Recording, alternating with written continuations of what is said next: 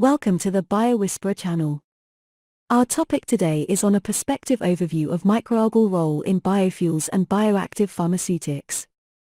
So let's discuss in this short video an introductory perspective. What is algae?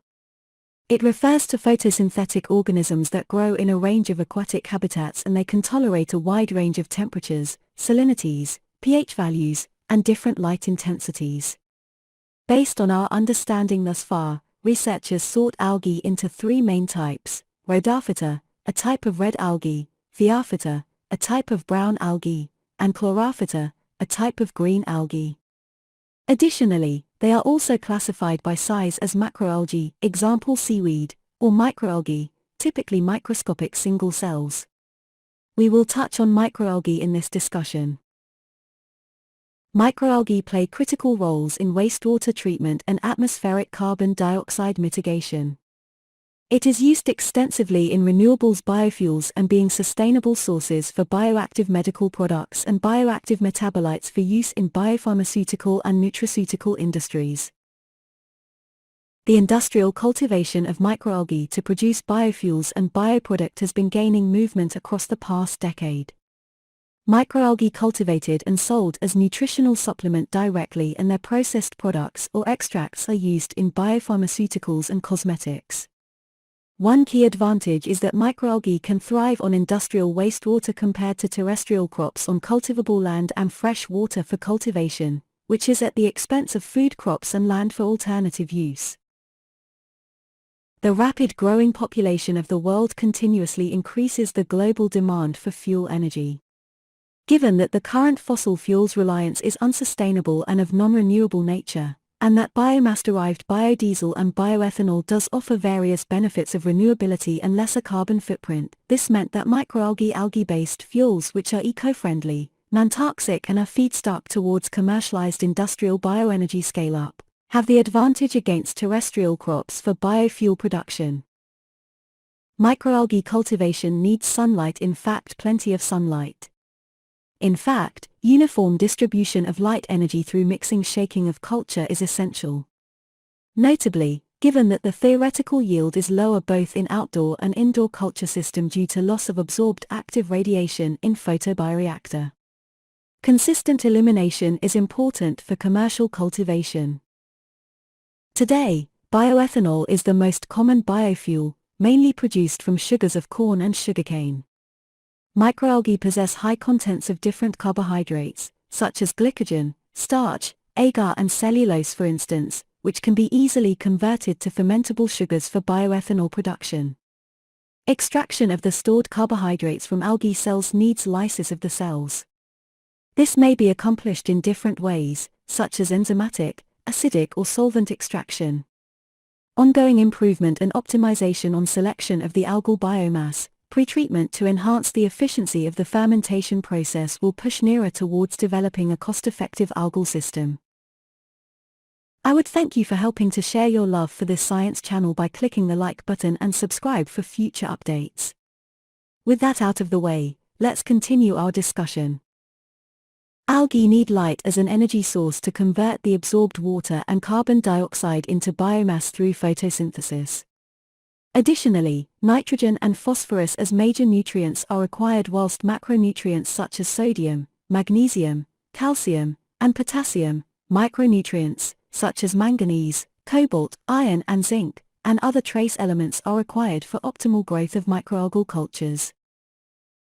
Open ponds, high-rate ponds, are inexpensive to set up, though contamination is an issue.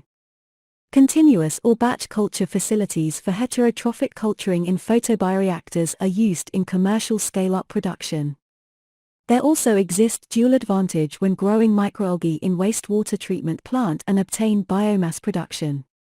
Moreover, deployment of seawater compared to fresh water for culturing will reduce costs as well. One pointer to note is that the growth rate and biomass productivity decreased with decreasing light duration. Appropriate light intensity and duration is necessary in bioreactors for microalgae to avoid photooxidation and growth inhibition.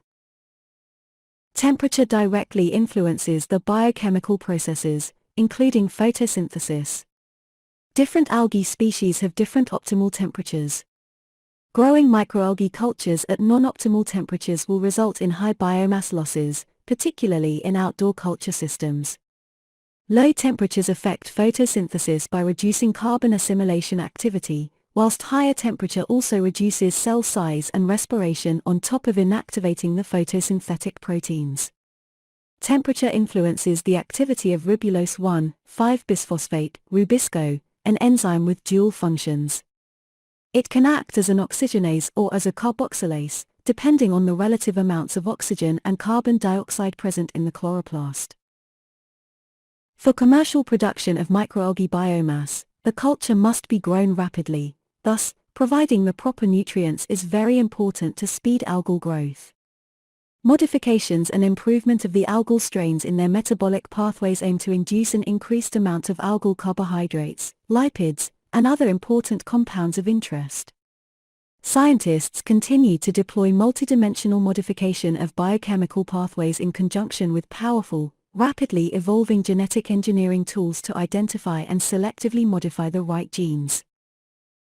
Hydrolysis with acids or enzymes can release fermentable sugars from algal carbohydrates for bioethanol production. Fermentable sugars include glucose, fructose, maltose, and rhamnose. Microalgae can be induced to synthesize these compounds by subjecting them to stressful conditions. Stress includes strong light, high salinity, high temperature, deprivation of nitrogen or other nutrients, short-term exposure to UV radiation, or a combination of these factors.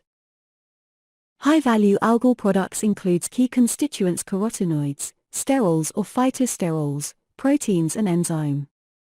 For instance, one of the more useful enzymes is the superoxide dismutase, which protects against oxidative damages.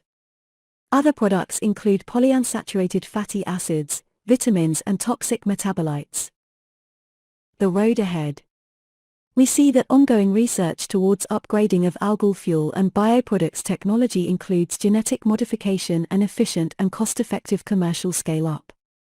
Overcoming the associated challenges and limitations with yield optimization and to perform stress perturbations for photobioreactor optimization.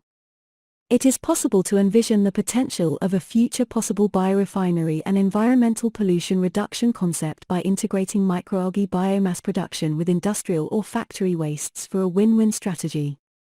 More recently, anaerobic digestion has also become a special focus in the utilization of microalgae for biofuel production, particularly from the biorefinery point of view.